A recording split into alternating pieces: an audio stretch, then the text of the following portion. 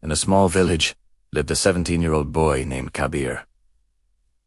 He carried big dreams in his heart, hoping to one day become a teacher and help children learn and grow. But Kabir faced a huge challenge.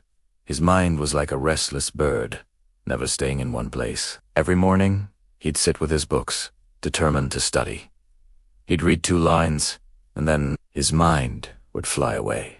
A bird sung, children playing, thoughts of food, friends, games, 100 distractions would pull him away. He could never finish a single page. His father, Ratan, was a hard-working farmer who loved his son deeply. But watching Kabir struggle day after day filled Ratan's heart with a heavy worry. A jumping mind never reaches anywhere, he'd say, his voice strict but his eyes filled with sadness. He feared Kabir would fail in life, suffering the same hardships he had.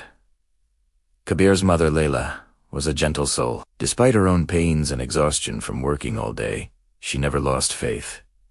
"My son has a golden heart. He will shine one day," she would say with a warm smile, praying every night for his strength and wisdom. Days turned into weeks, and Kabir's struggle continued. At school, he couldn't answer the teacher's questions, and the other students would laugh. He'd come home filled with shame. His head hung low. One day, his mother sent him to the market for vegetables. It should have been a quick trip, but Kabir got lost in the sights: a juggler, colorful kites, a puppet show. 2 hours later, a rushidome, only to be met by his father's angry face. "Where were you for so long?" Ratan shouted. Kabir stood silently, tears streaming down his face. He felt like a complete failure. That night, his parents talked quietly. "Our son is not bad," Layla said. "His mind is just like a wild horse." Ratan agreed, feeling helpless. Then, Layla had an idea. "Remember the wise guru who lives by the river? People say he changes lives. Maybe he can help our Kabir." The next morning, the family walked to the big banyan tree where the guru sat, a peaceful old man with a white beard. Ratan explained their problem, his voice full of concern. The guru looked at Kabir with kind eyes. "Tell me, son, what do you feel inside?" he asked gently. Kabir's voice was small and sad. "Guruji, I want to study. I want to make my parents proud, but my mind won't listen. It runs everywhere. I feel like a failure." The guru listened patiently, then nodded. "I understand. Many young people face this. But there is a solution. It's simple, but it requires practice." He took out a small white candle, lit it, and placed it in front of Kabir. The flame danced in the morning breeze. "I want you to do something very simple," the guru said. "Just watch this flame. Only watch. Don't think about anything else." Kabir was confused. "That's all." The guru smiled. "Try it." Kabir started watching. At first, it seemed easy, but within seconds, his mind drifted. He thought of home, his mother's food, his friends. After a minute, the guru stopped him. "Where did your mind go?" Embarrassed, Kabir admitted, "Everywhere, Guruji. I couldn't keep it on the flame." "Exactly," the guru nodded. "Your mind is an untrained horse, but you can train it. This small flame will be your teacher," he explained. "This flame is your goal, your dream. Your thoughts are the wind, blowing it in all directions. A weak mind can't keep the flame steady, but a disciplined mind can. By watching this flame every day, you are training your mind to focus. This small practice will change your whole life." For the first time, Kabir understood. His problem wasn't that he was stupid or lazy.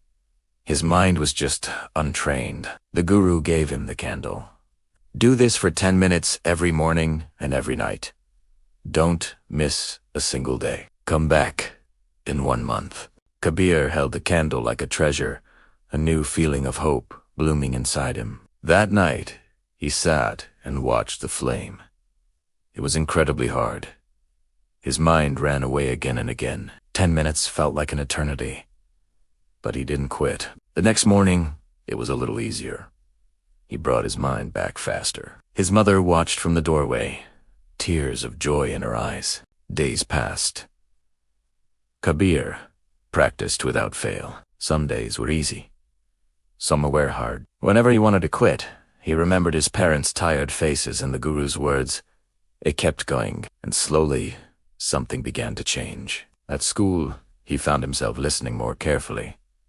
He could finish his homework. The constant distractions began to fade. 1 month later, Kabir returned to the guru. He bowed low, his face no longer sad, but bright with confidence. "Guruji," he said, his voice clear and strong. "I did it. I practiced every day." The guru smiled warmly. "I can see then, my son. Look at you. The flame of your mind is now steady and bright." Kabir went home, but his journey was just beginning. He continued his practice, and his focus grew stronger each day. He began to excel in his studies. The boy who couldn't finish a page was now reading entire books. The boy who was laughed at was now helping other students. Years passed, and Kabir's dream came true. He became a beloved teacher in his village, known for his wisdom and patience. He taught his students, not just from books, but also the simple lesson he learned from a candle flame.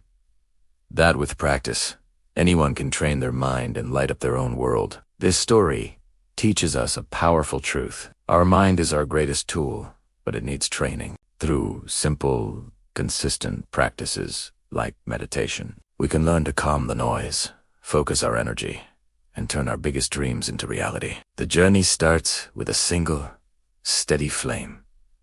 Thank you for watching. If this story inspired you, please like, share, and subscribe for more content that helps you find your inner strength.